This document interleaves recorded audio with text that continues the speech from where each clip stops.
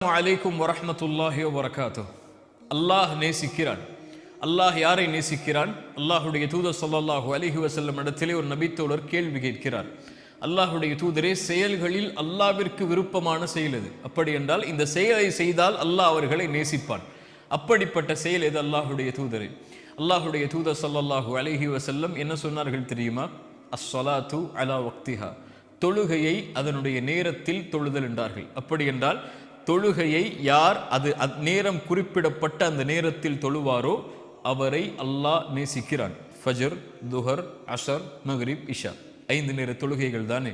கிதாபம் மௌகூதா, குர்ஆன் சொல்லுகிறது இந்த 5 நேர தொழுகையும் இறை நம்பிக்கை கொண்டவர்கள் மீது நேரம் குறிப்பிடப்பட்ட கடமை. அப்படி என்றால் அதற்கென்று ஒரு நேரம் இருக்கிறது. அந்த நேரத்தில் தான் அந்த தொழுகையை நிறைவேற்ற முடியும். முஃமின்கள் வெற்றி அடைவார்கள். அவர்கள் யார்? தொழுகையை பாதுகாப்பார்கள் நேரம் தவறாமல்.